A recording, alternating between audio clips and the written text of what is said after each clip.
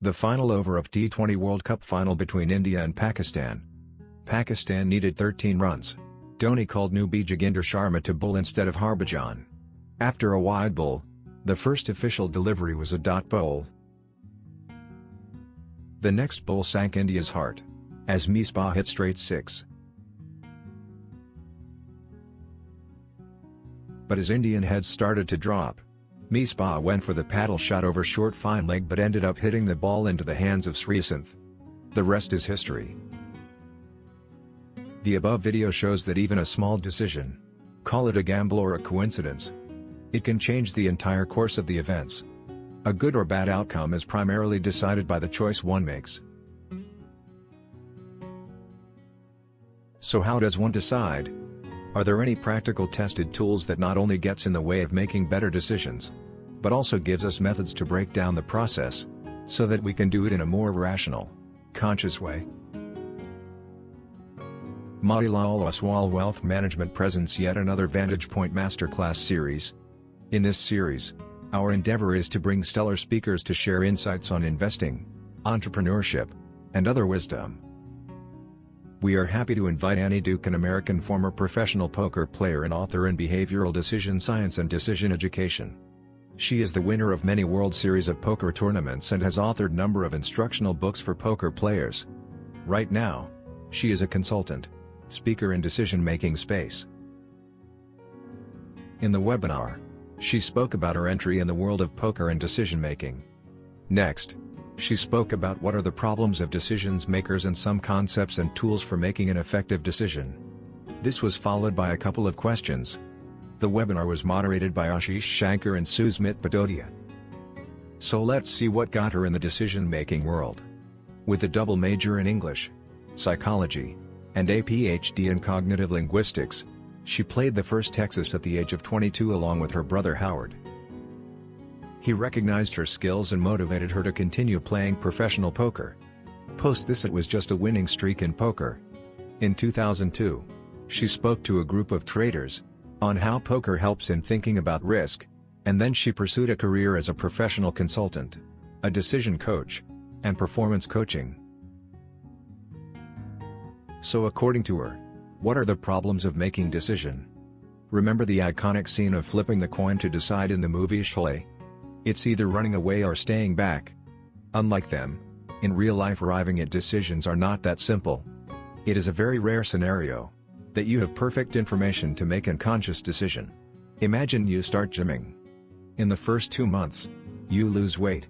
Great decision. But what if during gymming, you dislocate the shoulder within first 2 days? Terrible decision. So we end up associating the outcome with the decision taken. If you have good outcome, very good decision and vice versa. The term is called resulting or outcome bias in the investment world. If a product gives bad return, one will redeem to avoid further loss, and if the product is giving good results, one will hold or maybe sell it at the higher price. So being a decision maker means being a better predictor of the set of possible futures. So what is the relationship between quality of decision and the quality of outcome? Annie explains beautifully with the use of metrics. An earned reward is good decision giving good outcome. Good decisions that results in bad outcome is obviously bad luck. Bad decision resulting in good outcome will be dumb luck. And bad decisions resulting in bad outcome is just desserts. But how does this help in decision making? It means that whether in poker or in decision, luck intervenes between the decision you take and the actual outcome. Resulting diminishes the role of luck. For example, Dhoni's gamble of choosing Joginder Sharma over Harbhajan could have gone anywhere. The pandemic is an intervention of luck. For example, those who invested in Zoom before the pandemic consider themselves lucky, but those people who invested in office space, they consider themselves unlucky. And the people who have lost to luck are saying it's only because of the luck that I have lost. So that is a particular pattern called self-serving bias. To conclude, making decisions starts with learning from experiences. Resulting interferes with that learning, and also keeps you away from examining good/bad outcome decisions, which offers valuable lessons for future decisions.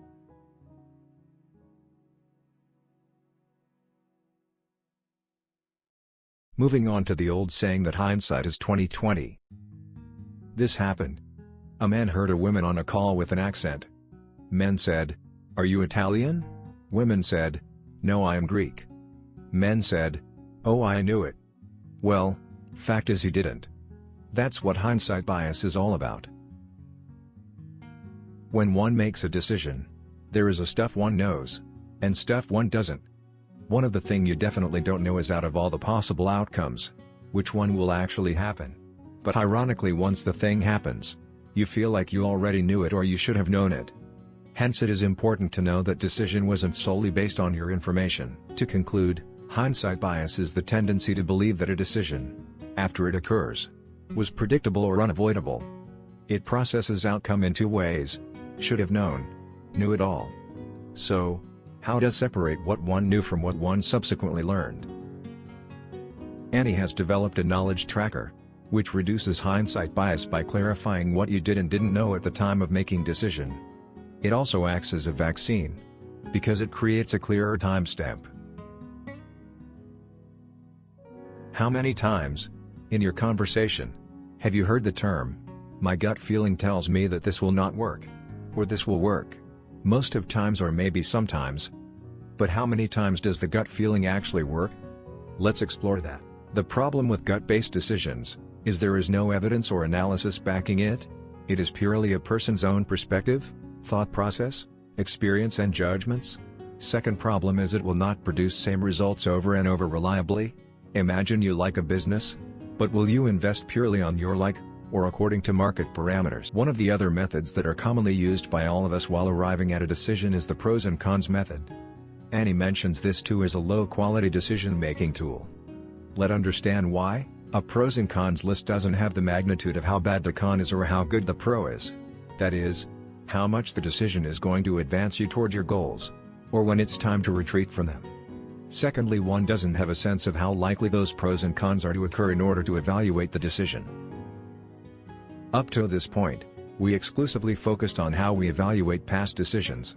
But apparently, the thing about past is you cannot change, you can only learn from it. Humans' greatest challenge is how to decide for future, which is inherently uncertain. We look at 3P process to improve the quality and assessment of your decisions. The first of the P is preferences.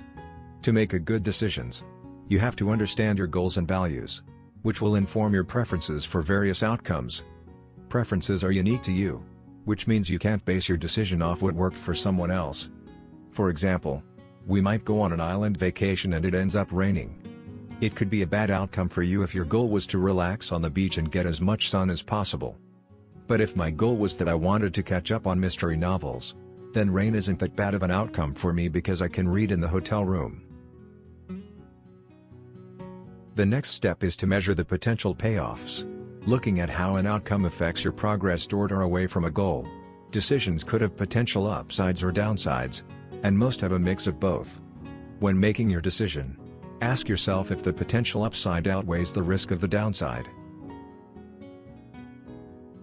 Last P talks about probabilities of how often you would see the upside outcome over the downside outcome while making a decision. Example, one would not go for a particular decision if the probability of a bad outcome is far more than that of the upside outcome, even if the bad outcome isn't really a devastating one. By using the tools, one would start to find more information available to help make better informed decisions. At the same time, it would also make one accountable towards their decisions and help find out reasons if a particular outcome was not what one expected.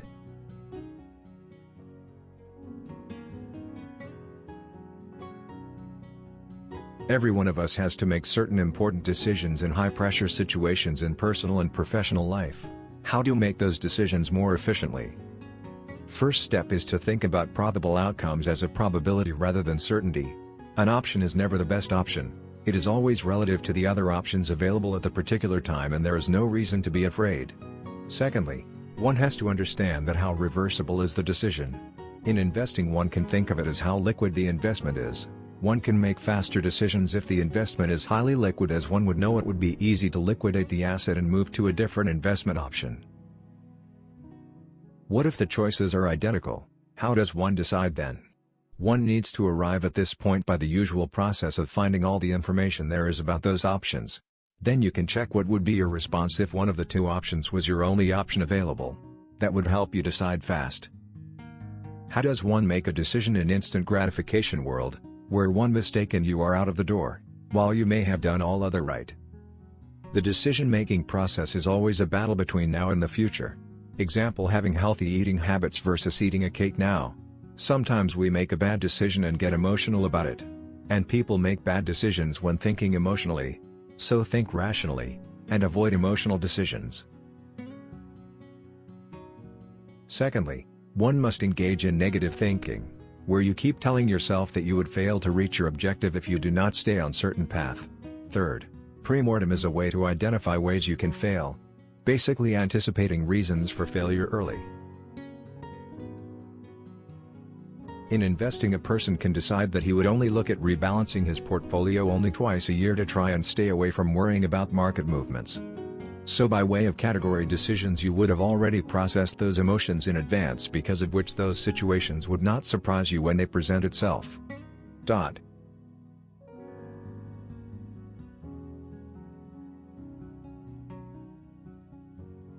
Moving on, the last section of webinar, the question and answer round.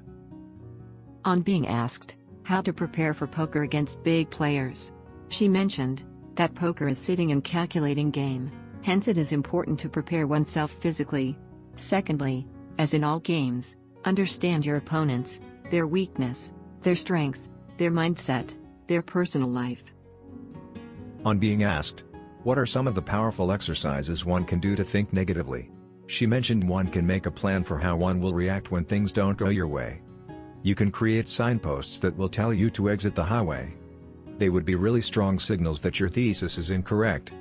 This can absolutely help you react more quickly and nimbly.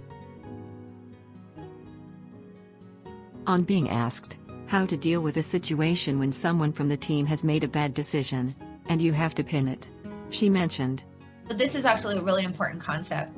So the way that we end up doing postmortems, so notice remember I was talking about a pre-mortem before, where you imagine failure. This is a post-mortem where you've had the failure, and then you're trying to look back and figure out why. The way that you do that actually causes really bad behavior among the people on your team, because you misalign your incentives. So let me explain why. So this is generally what happens, right? Let's say that you're investing, you construct a portfolio and you have some idea of what you think the value of that portfolio would be, or you make an investment in a particular vehicle and you have some forecast of what you think the expected value of that vehicle is going to be, and you think that it's a winning vehicle. And then it ends up down 10%, right? So clearly we're all in a room and we're all having a meeting about it, right? And here's the deal, like a lot of people will be saying, I want to look at our investment process. I want to look at our decision process. But nonetheless, it's a very long meeting and the people who made that decision are having to defend themselves. Now imagine that you make the exact same decision and it's 10% to the good. Are you having a big long meeting where the people who made that decision are having to defend themselves? Not in a million years. Only you're looking at losses, all you're thinking about is over allocation problems. But on the other side, you may be under allocating. And that's as big a problem, by the way, because we want to get to just right? We neither want to over allocate nor under allocate. So that's problem number one, is that you're not exploring the possibility that you might have under allocated to a particular situation.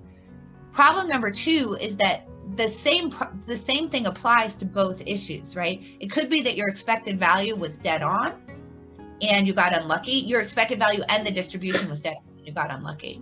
It could be that the expected value was dead on, but you had the distribution wrong, right? In other words, it could be that there was like skew to the downside or skew to the upside, or it could be that there was more risk in there than you actually realized. It could be that your expected value was off. So you'd want to know that as well. It could be that the reasons that you won or lost were actually completely orthogonal, like unrelated to the reasons that you thought you would win or lose. So all of those things are true, whether you're 10% to the good or 10% to the bad, and you actually would prefer to explore both of those things. Okay, so number one is what should trigger your postmortems should be unexpectedness, not just did I win or did I lose. So if it's unexpectedly good or unexpectedly bad, so notice that things that are sitting in between you shouldn't care very little about. But if it's unexpectedly good or unexpectedly bad, you should do a process done. But notice also what happens when we do postmortems in this way, where like the wins are celebrated and the losses are like whatever.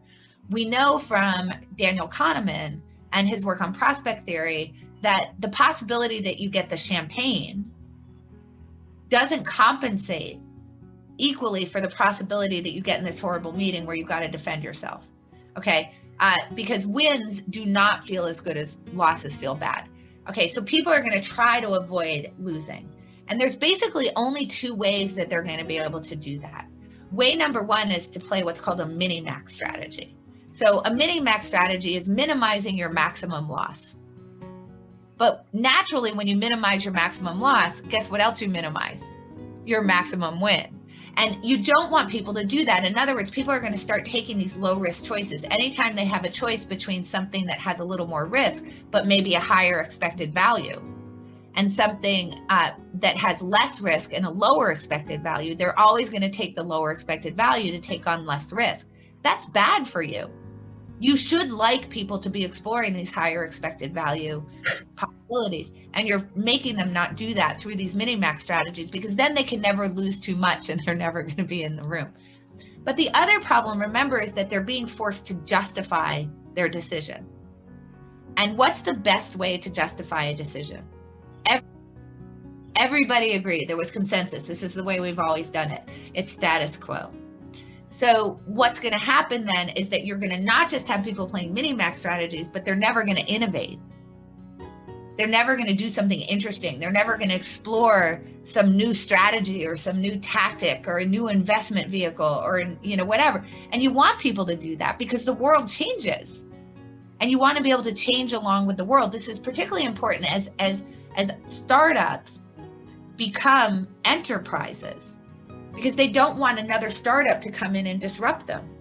Well, how does another startup come in and disrupt them that they're not allowing the people that in that what has now become an enterprise to innovate, because all those people are going to be stuck in a room having to defend the fact that they had an outcome that didn't come out well, right? So that's why we want to do two things. One is we want to make process clear in the beginning. So that's why we want to do these 3 Ps. We want to think about what's the knowledge that's going in. We want to do pre-mortems in advance so that we can see that everybody has thought about the ways that it might go wrong and we're all okay with it.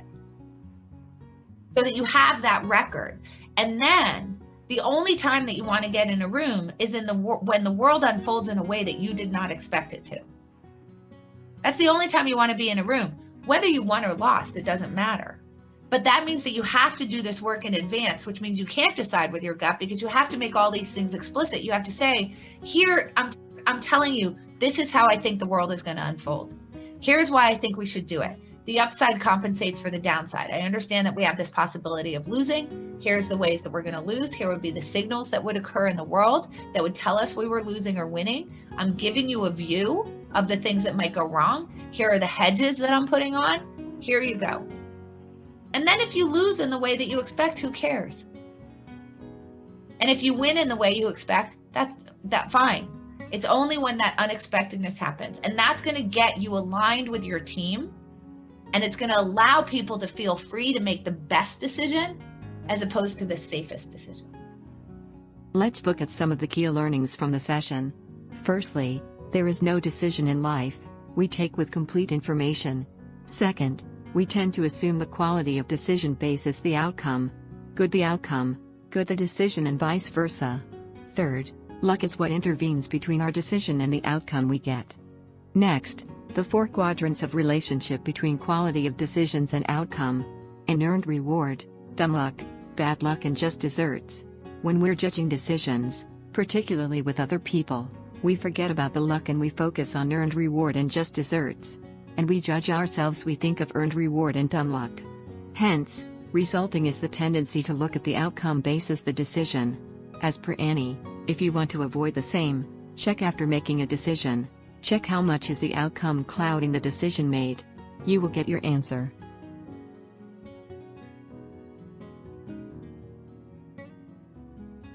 Next, she discussed about hindsight bias, which is tendency to believe that one knew the outcome.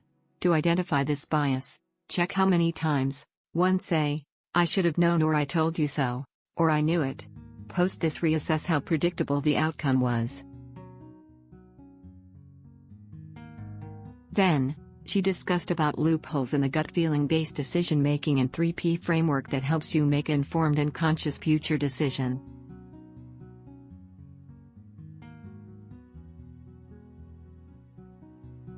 Next, she mentioned, one must engage in negative thinking, where you keep telling yourself that you would fail to reach your objectives if you do not stay on a certain path. One of the concepts she mentioned was doing a pre-mortem by imagining you failing achieve your goal in future. What could cause that?